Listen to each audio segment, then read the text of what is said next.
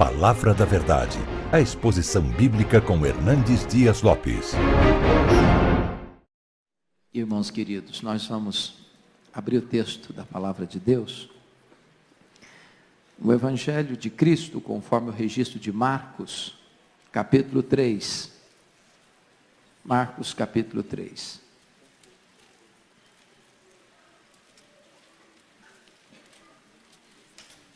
Faremos a leitura dos versos 20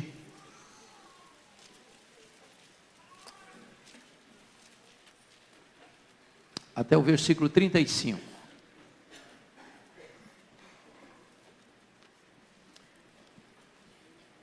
Esse é um dos textos mais solenes da Bíblia,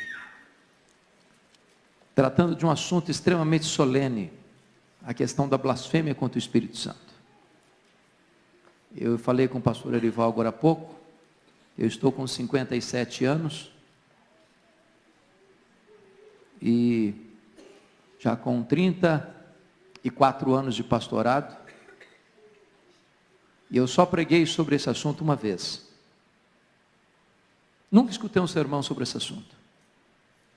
Esta é a segunda vez que eu vou tratar desta matéria. Esse é um assunto que nós pouco ouvimos, pouco falamos. Eu gostaria, portanto, da sua máxima atenção nesta noite, para nós compreendermos à luz da Escritura o que é este solene assunto chamado blasfêmia contra o Espírito Santo. Vamos ler o texto. Leia comigo, a uma só voz, vamos ler versos 20 a 35, de Marcos capítulo 3. Então, ele foi para casa. Não obstante, a multidão afluiu de novo, de tal modo que nem podiam comer.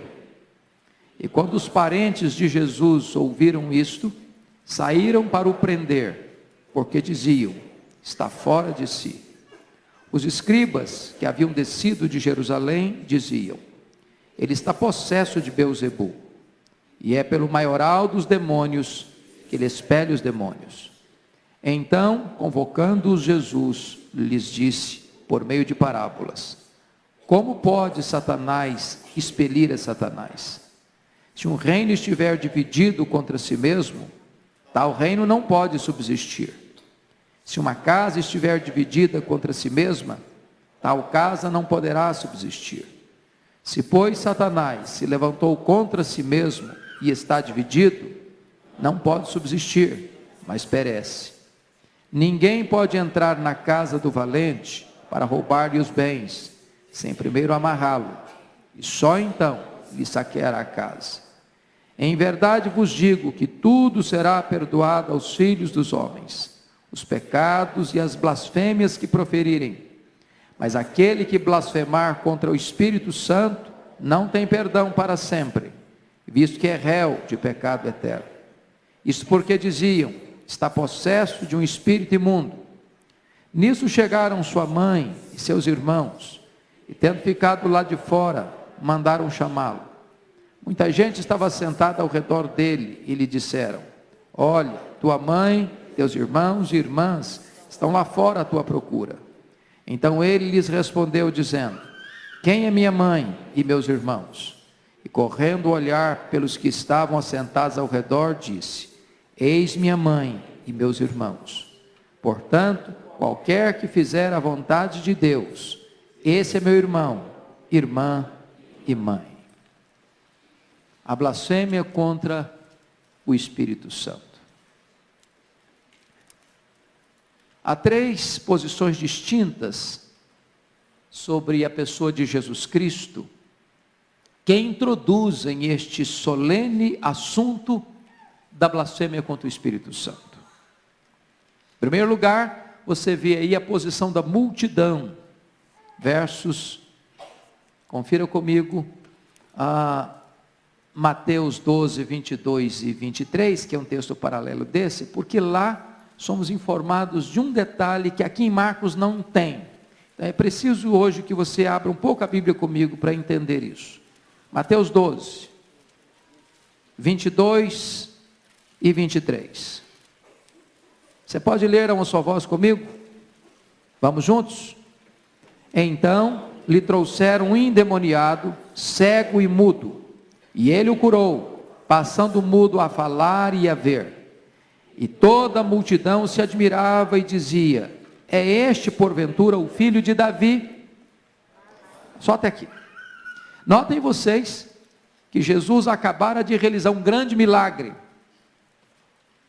O milagre da libertação de um endemoniado, que era cego e mudo. Ele não via, ele não falava. Quando Jesus o vê, Jesus o cura, passando ele a falar e a ver.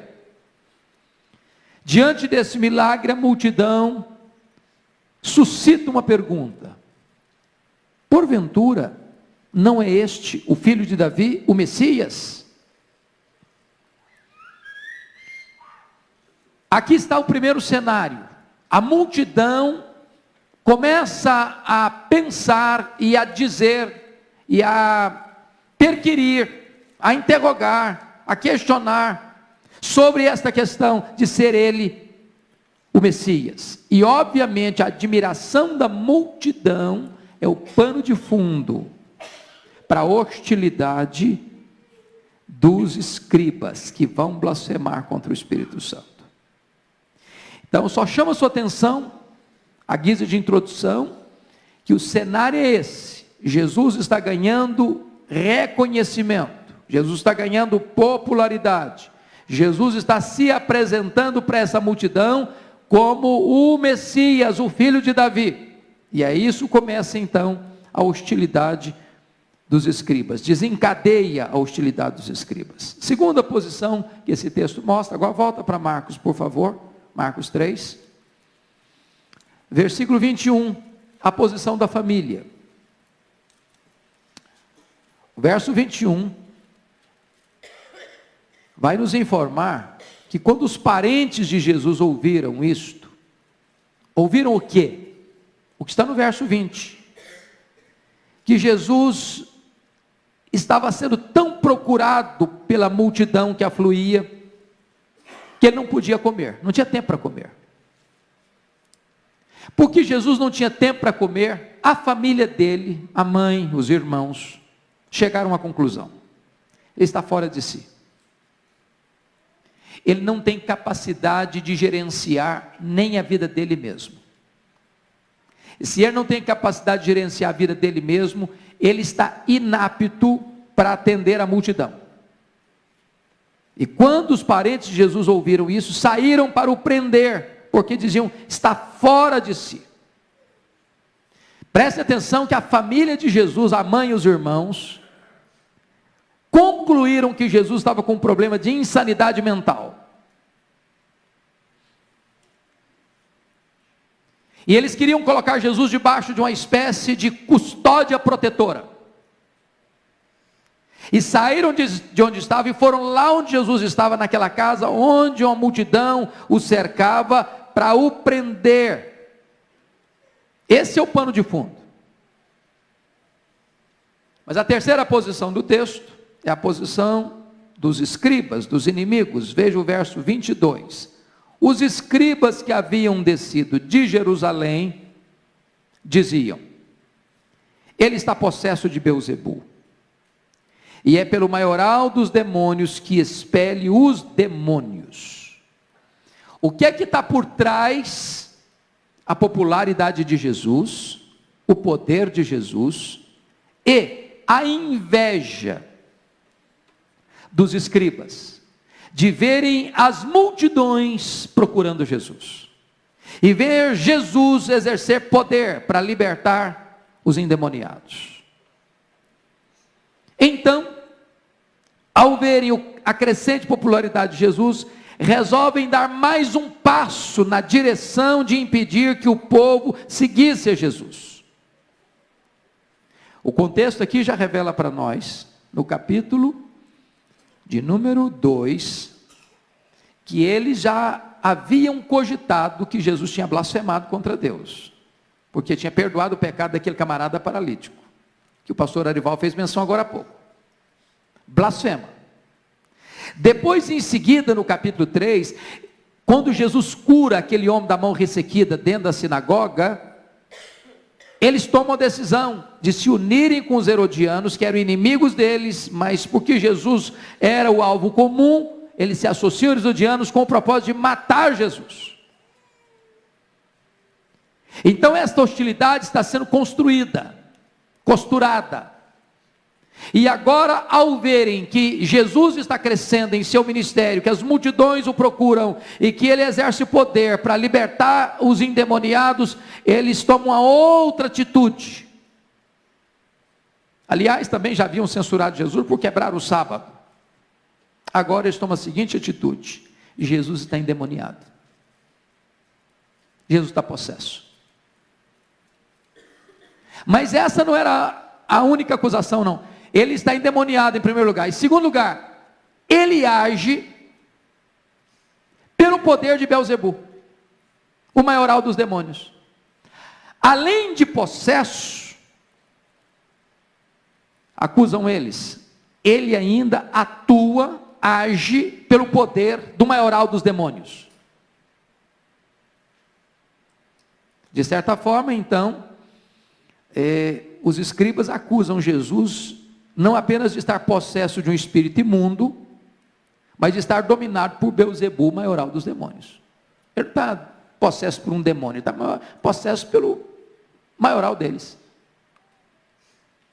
Ele está possesso no mais alto grau de possessão. Ele está possesso não apenas por um espírito maligno, ele está possesso por aquele que é o chefe de todos os demônios. E essa palavra Beelzebu é uma palavra composta. Ela significa o seguinte: Baal, que significa Senhor, e Zebu, que significa mosca. Portanto, Beelzebu, numa tradução literal, seria o Senhor das moscas. E aqui o grande problema é que os escribas estavam transformando a encarnação do Deus misericordioso que viva redimir o seu povo em encarnação do maligno.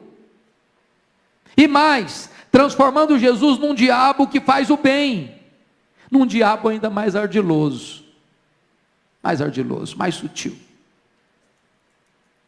Esse é o pano de fundo. Então, hoje eu quero tratar de dois assuntos. Primeiro, o que não é a blasfêmia, e segundo, o que é a blasfêmia contra o Espírito Santo. Primeiro vamos ver o que não é a blasfêmia contra o Espírito Santo. 6 fatos podem ser aqui confundidos com a blasfêmia contra o Espírito Santo. Eu gostaria que os irmãos atentassem para isso. Primeiro, blasfêmia contra o Espírito Santo não é a incredulidade final. Dr. Billy Graham, no seu livro O Espírito Santo, diz que a blasfêmia contra o Espírito Santo é a rejeição total e irrevogável de Jesus Cristo até o final da vida. Penso que nesse quesito ele equivocou-se. Por quê? É verdade que uma pessoa que se mantém incrédula até o último suspiro da vida, ele não tem perdão. É claro isso. É claro. Porque não há salvação depois da morte. Então o cara morreu incrédulo, cometeu um pecado, não tem perdão, porque a partir daí não tem mais chance mesmo. Mas não é desse assunto que Jesus está tratando aqui. Não é desse assunto que Jesus está tratando aqui. O contexto prova que Jesus está falando que o pecado imperdoado é um pecado que se comete não no leito da enfermidade, mas antes da morte. Jesus está se referindo àquele pecado que os escribas estão cometendo. De dizer que ele é possesso, ele é endemoniado, e ele expulsa demônios, não pelo poder do Espírito Santo, mas pelo poder de Beelzebu. Portanto, não é a incredulidade final, que é a questão da blasfêmia contra o Espírito Santo. Segundo, blasfêmia contra o Espírito Santo não é rechaçar por um tempo a graça de Deus, não é. Você há de convir que muitas pessoas vivem na ignorância, na desobediência por longos anos, e depois são convertidas a Cristo. Eu acho que dentro desse auditório, nós poderíamos ter várias pessoas aqui, que viveram muitos anos na ignorância, ou na rebeldia. Talvez nasceram em lares cristãos, mas abandonaram, nunca quiseram, De repente, num dado momento, Deus chamou, o coração se quebrantou, eles vieram a Cristo. Por um tempo, Paulo rejeitou a graça de Deus, foi recalcitrante. Os próprios irmãos de Jesus, diz a Bíblia, não criam nele, só o fizeram depois da ressurreição de Jesus. Portanto, a blasfêmia contra o Espírito Santo não é rechaçar por um tempo a graça de Deus. Terceiro, o que não é a blasfêmia contra o Espírito Santo? A blasfêmia contra o Espírito Santo não é a negação de Cristo. Há muitas pessoas que hoje negam a Cristo. O próprio Paulo fez isso. Os próprios irmãos de Jesus fizeram isso. O próprio Pedro negou Jesus. O que significa o seguinte: um ateu que nega a existência de Deus, de Cristo, do Espírito Santo, não necessariamente cometeu a blasfêmia contra o Espírito Santo, porque se for assim, nenhum ateu poderia se converter.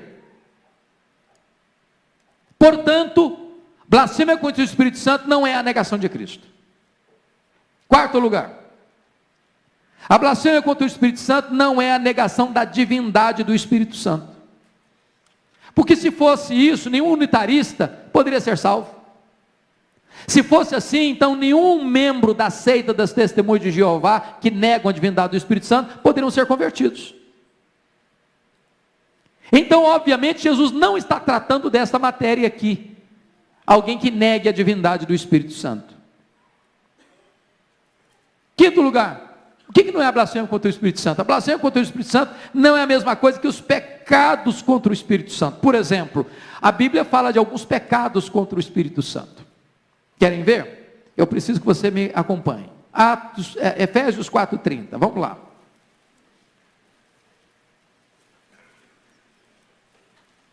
Efésios 4:30. Vamos juntos? E não entristeçais o Espírito de Deus, no qual fostes selados para o dia da redenção. Eu pergunto a vocês, um crente pode cometer esse pecado? Sim? Essa carta está sendo escrita para uma igreja. Toda vez, irmãos, que nós deixamos de andar em santidade, todas as vezes que nós pecamos contra Deus com as nossas palavras, com as nossas ações, com os nossos pensamentos, a nossa omissão, todas as vezes que nós negligenciamos a obediência, a fidelidade, a piedade, nós estamos entristecendo o Espírito Santo. Que coisa terrível é entristecer o Espírito Santo. Que coisa ingrata é entristecer o Espírito Santo. Mas entristecer o Espírito Santo não é a blasfêmia contra o Espírito Santo. Porque quem entristece o Espírito Santo pode pedir perdão e novamente ter seu relacionamento restaurado com Ele, mas quem blasfema contra o Espírito Santo não tem perdão nem neste mundo, nem no vindouro, é réu de pecado eterno. Segundo, abra sua Bíblia comigo em 1 Tessalonicenses 5:19. 5:19. O que está escrito aí? Vamos juntos? Não apagueis o Espírito. Eu pergunto a você, um crente pode apagar o Espírito? Sim. Essa carta foi escrita para uma igreja. A ideia é que o Espírito Santo como uma chama. Como é que você apaga uma chama? Tirando o combustível, jogando terra em cima.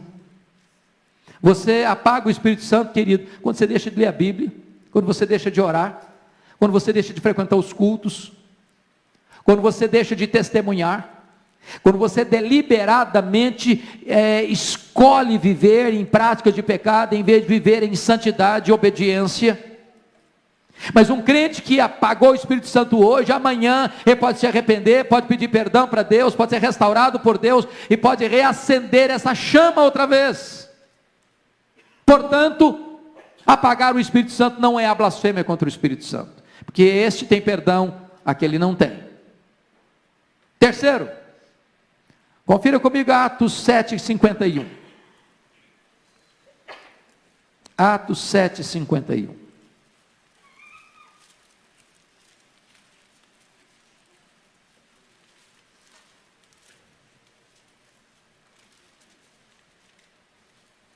Vamos juntos?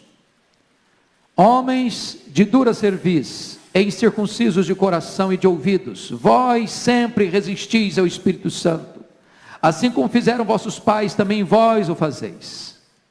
É possível que alguém resista o Espírito Santo? Sim, é possível. É possível que alguém que resistiu o Espírito Santo possa deixar de resisti-lo e ser convertido por ele? Sim, é possível.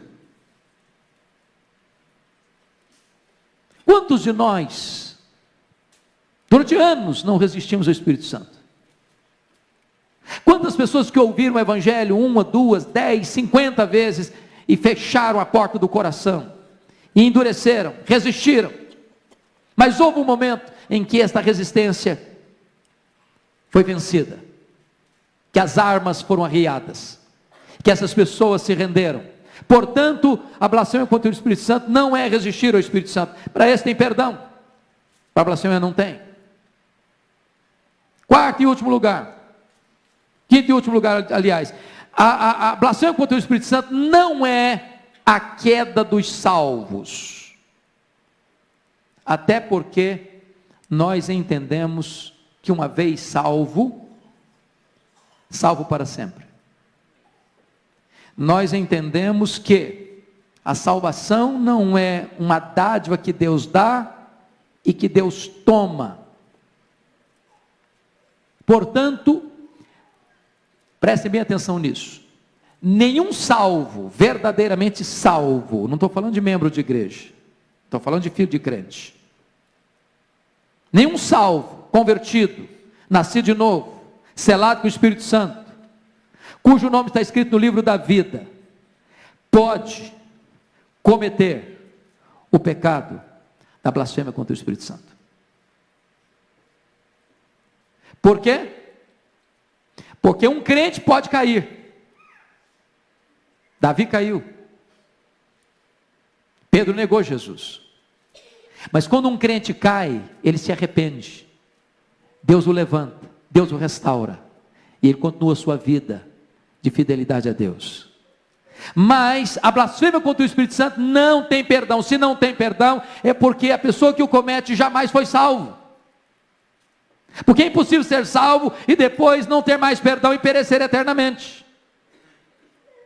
Então, dito isto, eu gostaria de examinar com os irmãos o que é a blasfêmia contra o Espírito Santo. É o segundo ponto.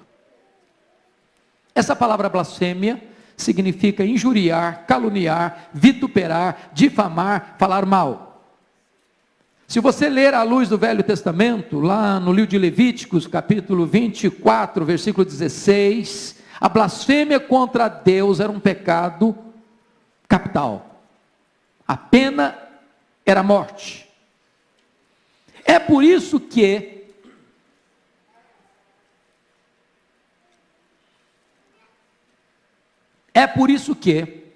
no capítulo 2 de Marcos, no contexto imediato, quando Jesus diz para aquele paralítico que desceu pelo telhado: filho, perdoados estão os teus pecados, os escribas murmuraram, blasfemou, porque naquele momento Jesus estava se colocando no lugar de Deus, porque de fato ele era Deus, e é Deus, e será Deus eternamente, e ele estava então arrogando para si uma prerrogativa exclusiva de Deus, que é perdoar pecados. Por isso eles, lá no tribunal do Sinédrio, quando Jesus foi preso no Getsemane, na casa do sumo sacerdote Anás e Caifás, condenaram Jesus à morte pelo crime de blasfêmia. Agora,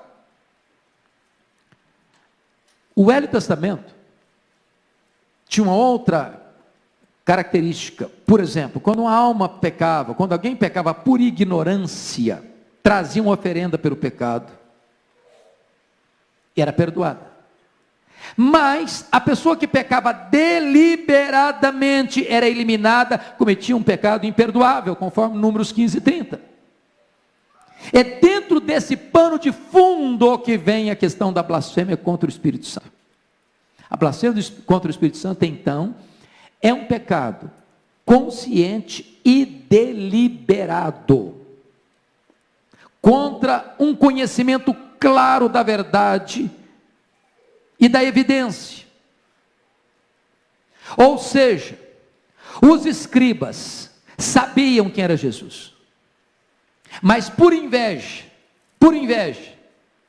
eles resolvem afirmar, para tentar desviar a multidão de Jesus, para tentar obstruir o ministério de Jesus, afirmar, embora conscientes estavam do contrário, de que ele expulsava demônios pelo poder de Beelzebul, e que ele mesmo estava possesso de demônios. Em outras palavras, atribuíam uma obra de Deus, uma obra do Espírito Santo,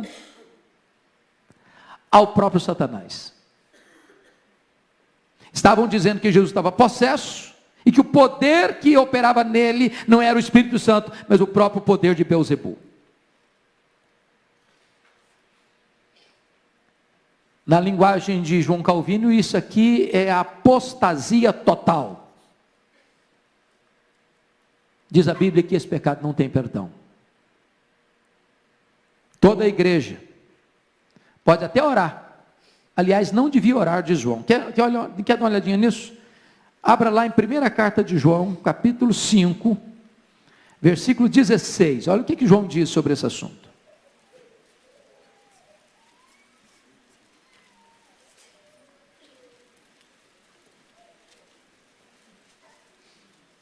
João 5,16. 1 João 5,16. Está escrito assim: se alguém vir a seu irmão cometer pecado não para a morte, pedirá e Deus lhe dará vida. Aos que não pecam para a morte. Há pecado para a morte, por esse não digo que rogue. Não tem perdão. Não tem perdão. Diz Marcos 3,29, voltando lá para Marcos 3,29, é réu de pecado eterno. E Mateus 12,32 diz que não tem perdão, nem neste mundo, nem no vindouro. E aqui então eu quero examinar esse texto com vocês, olhando 4 verdades. Primeiro, vamos observar então a acusação. Você repete comigo o versículo 22, Marcos 3,22, vamos juntos? Todos juntos? Vamos ver a acusação contra Jesus? Os escribas, que haviam descido de Jerusalém, diziam: ele está possesso de Beelzebul, e é pelo maioral dos demônios que expele os demônios. Essa era a acusação. Por inveja, deliberada e conscientemente, estão acusando Jesus de ser um aliado e um agente de Satanás. Acusando Jesus de estar possesso dos demônios e agindo em nome e no poder do maioral dos demônios. Eles estão acusando Jesus aqui de estar em parceria com Satanás, de estar agindo conluiado com Satanás, que ele estava expulsando demônios pelo poder derivado desse espírito mau. Essa é a acusação, essa é a essência do pecado da blasfêmia contra o Espírito Santo. Agora vamos ver em segundo lugar a refutação de Jesus. A refutação de Jesus está nos versos 23 a 26. E nós já lemos esse texto, e Jesus refuta isso contando 2 parábolas: do reino dividido e da casa dividida. Nenhum reino pode manter-se de pé se ele está dividido, se ele está lutando contra ele mesmo. Não faz sentido a linguagem deles, porque se Satanás está expulsando Satanás, se Jesus, possesso de demônios, no poder do maioral dos demônios, está expulsando demônios, então Satanás está lutando contra ele mesmo. Ele endoidou, perdeu o juízo, não prevalece. Esse reino cai, entra em colapso. Jesus usa outra parábola, a parábola da casa, a casa dividida não permanece de pé, ela vai cair. É claro, marido está contra a mulher está contra o marido, os filhos estão contra os pais estão contra os filhos, essa casa vai cair, essa família vai ser arruinada. É impossível ela manter-se de pé se os membros dessa casa, em vez de se unirem para serem uma fortaleza, para se protegerem, para caminharem juntos, para vencerem juntos, eles estão drenando as suas forças, lutando uns contra os outros. Vai ser destruída essa casa. É a linguagem de Jesus. Mas Jesus está dizendo o contrário. Está dizendo o seguinte: o reino de Satanás é um sistema fechado. Fechado. O diabo é maligno, mas Toller não é. Ele é maligno, sim, mas ele não luta contra ele mesmo. Ele não destrói seu próprio reino. Quer um exemplo disso? Pilatos e Herodes se unem.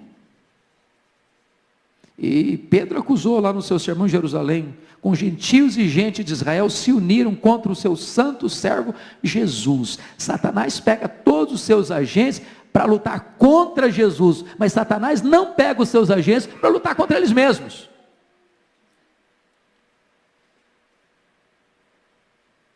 Jesus explica, portanto, isso. Deixa claro isso. Então, tem acusação, tem a refutação. Vamos ver em terceiro lugar a explicação de Jesus. Versículo 27. Você leu o 27 comigo?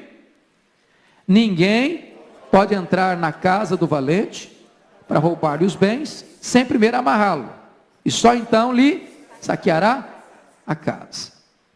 Então vamos ver uma coisa aqui. Jesus vai destrinchando isso, dizer o seguinte: ó, vocês estão muito enganados. O diabo está unido, o reino dele está unido, ele não luta contra ele mesmo. Como é que esse reino de Satanás pode ser invadido? Eu disse: Satanás é um valente. Jesus não nega a sutileza e o poder de Satanás, não, ele é um valente. Satanás tem uma casa, e Lucas nos informa que ele guarda em segurança todos os seus bens. Eu pergunto a vocês: que bens são esses que Satanás guarda na sua casa em segurança? Que bens são esses? Dinheiro, dólar, ouro, petróleo. Que bens são esses? São as pessoas. E aqui Jesus está dizendo uma coisa soleníssima, preste bem atenção aqui. Só existem duas categorias de pessoas no mundo: as pessoas que estão no reino da luz e as pessoas que estão no reino das trevas. As pessoas que estão debaixo do domínio de Deus e as pessoas que estão debaixo da potestade de Satanás. As pessoas que estão na casa de Deus e as pessoas que estão na casa do diabo. Não tem ninguém neutro, não tem ninguém em cima do muro, não tem ninguém que fique numa região neutra, cinzenta. Não, não. Portanto, esse negócio, eu sou amigo do Evangelho. Não, você pode ser amigo do Evangelho, mas você está perdido. Até você vir para o Evangelho, você está perdido. Ah, sou filho de crente. Você é filho de crente, sim, mas se você não nasceu de novo, você está perdido. Ah, mas eu sou presbiteriano. Você pode ser presbiteriano, mas se você não nasceu de novo, você está perdido. Ah, mas eu leio a Bíblia, eu já até fiz curso de teologia. Você pode ler a Bíblia, fazer curso de teologia, mas se você não nasceu de novo, você está perdido. Não tem meio termo. Não tem meio termo. Aí Jesus está dizendo o seguinte: para você entrar na casa do valente, você tem que fazer uma coisa. Você tem que fazer uma coisa. E Lucas diz o seguinte: você tira a armadura em que ele confiava, a panóplia dele. Segundo, você amarra o valente. Terceiro, você saqueia a casa do valente. O que Jesus está dizendo? É que ele, Jesus, veio ao mundo para destruir as obras do diabo. É que ele veio ao mundo para arrancar a armadura do diabo em que ele confiava. É que Jesus veio ao mundo para amarrar o diabo. E essa é a linguagem lá de Apocalipse capítulo 20. Isso não significa que Jesus está inativo, não. Isso significa que o diabo não tem poder de impedir o avanço da igreja, o crescimento da igreja, a conversão de todos aqueles a quem Deus escolheu, por quem Cristo morreu e a quem Deus chama com um chamado eficaz. Louvado seja o seu nome. O que Jesus está nos dizendo aqui, irmãos, é que Ele, Jesus tem autoridade sobre Satanás. Ele não está sob a autoridade de Satanás, expulsando demônios pelo poder de Satanás. Ele, Jesus, tem autoridade sobre Satanás. E Ele, Jesus, veio ao mundo para arrancar a armadura do diabo. Ele, Jesus, veio ao mundo para amarrar o valente. Ele veio ao mundo para saquear a casa do valente. E todo momento em que a igreja se reúne para adorar a Deus e prega o evangelho, uma pessoa se converte, é Jesus saqueando a casa do diabo. Louvado seja o seu nome. Jesus está nos informando aqui que Ele tem poder para libertar os cativos das mãos de Satanás. E eu não sei como é que está a sua vida hoje, mas se você conhece a sua história, se você está notando que Satanás está amarrando você, que Satanás está cirandando com você, que Satanás está fazendo de você um joguete na mão dele, você é um escravo dele, você vive na dependência dele, fazendo o que ele quer, fazendo o que ele deseja, cumprindo os propósitos dele, em nome de Jesus, nesta noite, Jesus pode libertar você. Pode libertar você.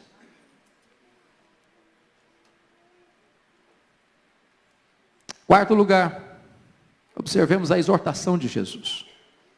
Olha comigo os versos 28 a 30. Vamos juntos ver a exortação de Jesus? Em verdade, vos digo, que tudo será perdoado aos filhos dos homens, os pecados e as blasfêmias que proferirem. Mas aquele que blasfemar contra o Espírito Santo, não tem perdão para sempre, visto que é réu de pecado eterno. Isto porque diziam, está possesso de um espírito imundo. Notem que Jesus está tratando de um assunto tão solene que ele começa assim, em verdade vos digo, que tudo será perdoado aos filhos dos homens, os pecados e as blasfêmias. Obviamente, perdoado se houver arrependimento e confissão. Jesus está dizendo que automaticamente você pode pecar, pode blasfemar, que Ele está te perdoando, não. Tudo está dizendo o seguinte, em havendo arrependimento, em havendo confissão, em havendo abandono, há perdão. Há perdão. E isso para mim, irmãos, é a glória do Evangelho. É a glória do Evangelho. Porque na verdade, por pior que seja a pessoa, por mais arruinada que ela esteja, por mais afundada no pecado que ela esteja, por mais amarrada pelos demônios que ela esteja, por mais profundo seja o poço que ela caiu, a graça de Deus é mais poderosa e mais profunda. Não tem vida irrecuperável para Deus, em havendo um coração quebrantado. Corrie ten Boom disse que o mais profundo abismo, a graça de Deus ainda é mais profunda. E Adolfo Paul diz, o monte mais alto da maldade é sobrepujado pelo cume da graça de Deus. Então isso é uma esperança gloriosa. Há perdão, há perdão, há perdão. Mas há um imenso perigo. Qual o perigo? O perigo de se cruzar a linha divisória da paciência de Deus. E preste atenção. A blasfêmia não é um pecado de ignorância. Eu não sabia que eu tinha blasfemado contra o Espírito Santo. Meu Deus, o que eu vou fazer agora? Estou arrependido. Mas não tem mais jeito para mim? Não. Esse não é um pecado que uma pessoa comete por ignorância. A blasfêmia é aquele pecado que a pessoa, embora seja informada, embora conheça a verdade, embora a sua mente esteja iluminada pela verdade, ele deliberada, conscientemente, ele repudia e rejeita essa verdade. Mesmo consciente, ele atribui o que é de Deus a Satanás. Mesmo consciente, ele diz que Jesus não é o enviado de Deus, é o enviado de Satanás, e que o Espírito Santo não é quem atua em Jesus, mas o poder de Beelzebul. Para essa pessoa, não tem perdão, até porque essa pessoa jamais conhecerá o que é arrependimento.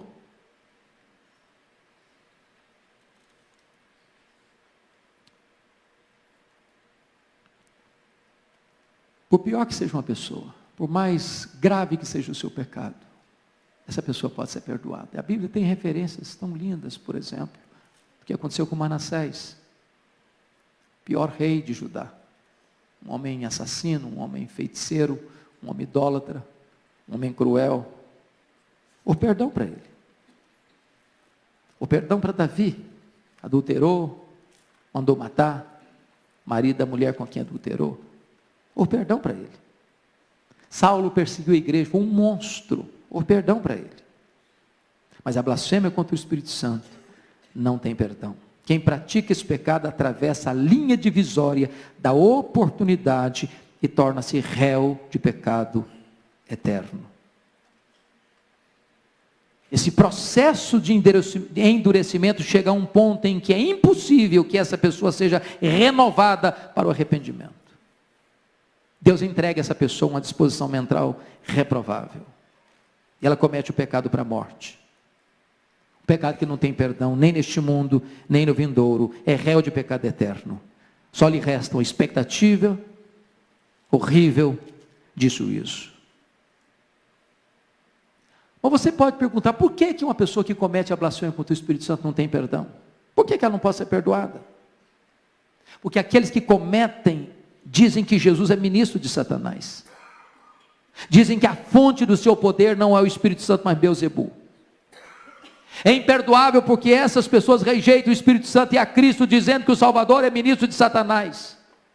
É imperdoável porque é um pecado consciente, intencional e deliberado de atribuir a obra de Cristo pelo poder do Espírito Santo a Satanás.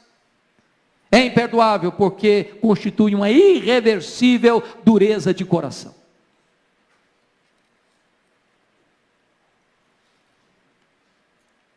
Os escribas, mesmo sob a evidência incontroversa das obras de Cristo, negam e invertem essa obra. Pode ter certeza disso, eles não sentiram nenhuma tristeza, nenhum pesar pelo seu pecado. Eles substituíram a penitência pela insensibilidade e a confissão pela intriga. Em outras palavras, eles fecharam a porta da graça com as suas próprias mãos. Isso é blasfêmia contra o Espírito Santo. E eu concluo com 3 implicações breves. Primeiro, você e eu precisamos tomar muito cuidado, evitando o julgamento. Eu já vi tanta gente na igreja, apressadamente, afoitamente, equivocadamente, indevidamente dizer, fulano blasfemou contra o Espírito Santo. Não sou eu nem é você que vai dizer isso. Não carimbe ninguém. Não rotule ninguém. Cuidado para você não julgar as pessoas, dizendo, aquele outro, blasfemou contra o Espírito Santo. Não façamos isso. Não seja dogmático nessas afirmações, sobre aqueles que supostamente cruzaram essa linha divisória da paciência de Deus. Deixa essa decisão com Deus. Somente Ele sabe se e quando alguém ultrapassa essa linha do pecado para a morte. Segunda implicação prática. Evite o desespero. Eu já vi crente depressivo. Eu já vi crente desesperado. Eu já vi crente correr para os divãs, porque estava atormentado de espírito, de mente, de alma, com medo de ter cometido esse pecado. Deixa eu dizer uma coisa para você. Nenhuma pessoa que está aflito pelo medo de ter cometido esse pecado, cometeu esse pecado. Porque quem comete esse pecado não sabe o que é arrependimento. Não tem qualquer quebrantamento. não tem qualquer evidência de arrependimento. Não tem nenhuma tristeza por ele. Mas em último lugar, você e eu precisamos evitar a leviandade. Não brinque com a graça de Deus. Não zombe da misericórdia de Deus. Não ultraje a graça de Deus. Zombar de Deus e da sua graça pode ser fatal. Porque aqueles que zombam e escarnecem da graça de Deus podem cruzar essa linha invisível e podem perecer eternamente. Só Deus sabe. Nós não podemos brincar com isso. Eu quero convidar você para a gente orar.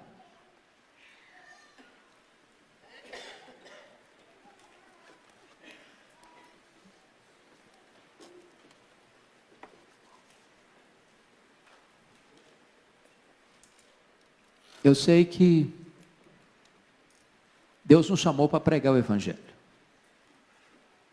Ao pregarmos o Evangelho, pessoas vão reagir, como os escribas reagiram.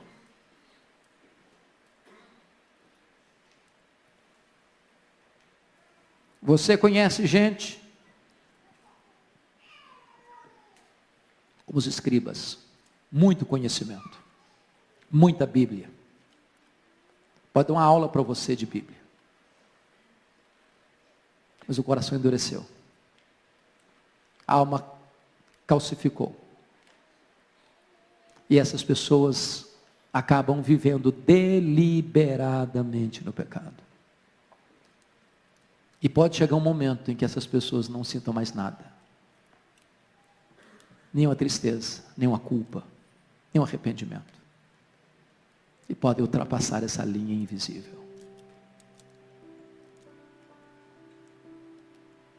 Por isso eu conclamo a você nesta noite. Você já nasceu de novo. Porque a única segurança que você tem de nunca, jamais vir a cometer esse pecado é a certeza que você já nasceu de novo. Não basta você ser presbiteriano, não basta você ser filho de crente, não basta você frequentar a igreja. Os fariseus produziram na sua classe mais erudita os escribas. Eram doutores, sabiam de tudo, eram mestres. Mas eles blasfemaram contra o Espírito Santo. Hoje é um tempo para você parar e refletir. O Espírito Santo habita em você. Você tem honrado o Espírito Santo. Você tem obedecido ao Espírito Santo. Você tem sido um crente cheio do Espírito Santo. Você desfruta do gozo, da alegria do Espírito Santo. Há fruto do Espírito Santo na sua vida. Você tem exercido os dons do Espírito Santo. Hoje, nesta noite, você pode tomar essa decisão. Eu quero, eu preciso, eu careço. Eu quero ser cheio do Espírito Santo. Se você quer colocar a sua vida diante de Deus nesta noite,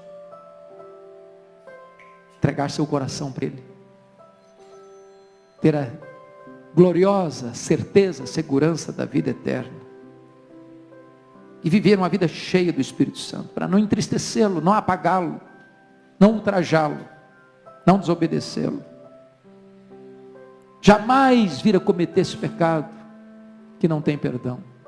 Se você anseia por isso, fique em pé onde você está. Eu quero orar pela sua vida nesta noite.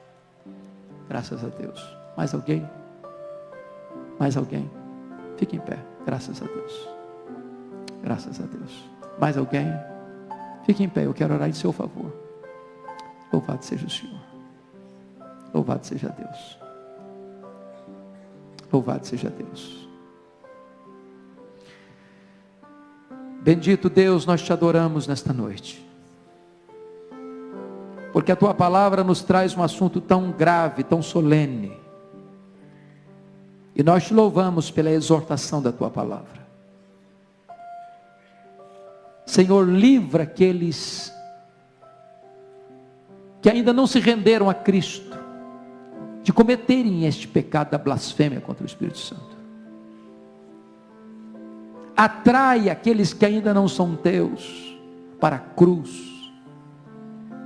Arranca-os da casa do valente, dando a eles a liberdade dos filhos, um novo coração, uma nova mente, uma nova vida, uma nova família, uma nova pátria.